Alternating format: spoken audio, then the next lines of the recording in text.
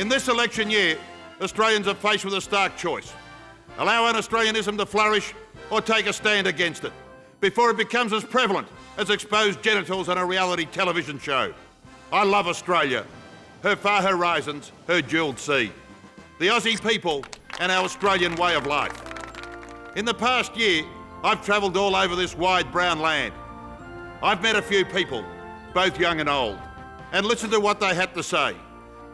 I've seen firsthand the devastation un-Australianism has caused, and frankly, I've had a gutful. The desecration of the Australian flag was bad enough. Imagine if people started burning lamb chops as well.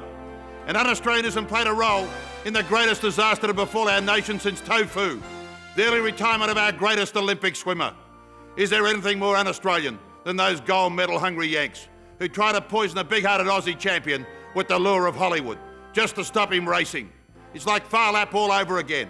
That's the danger of too much LA and not enough LAMB. Our junket-loving, limousine-riding, over-superannuated politicians will bombard you with promises in the coming months. But throwing money at the problem is not the answer. We need to throw lamb at it instead. So men and women of Australia, it's time. It's time for the Australia Day party. Our multi-pronged lamb plan will take tax cuts off the table and dish out lamb cuts instead. Extradite the terrorists who planned gas attacks on the Aussie cricket team in London and put their skills to good use filling barbecued gas bottles. They shouldn't mind the odd explosion. Scrap English tests for migrants.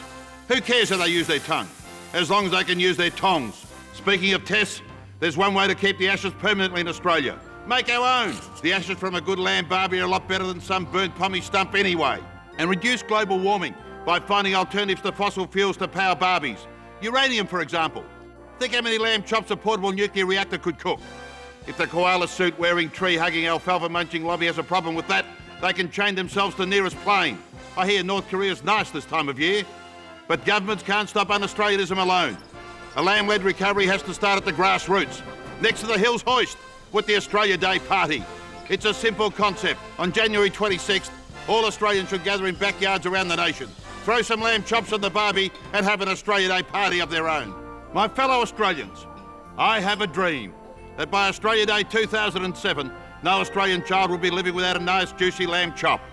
And I have a dream that on Australia Day, mung beans and lamb chops can sit together, side by side on the same plate, as long as it's not mine. And I have a dream that lamb can unite Australians of all colours and creeds, even hairy-legged sandal-wearing lentil eaters. So don't be un-Australian. Vote lamb on Australia Day. You know it makes sense. I'm Sam Kekovich. Authorised by D. Thompson for the Australia Day party, spoken by yours truly.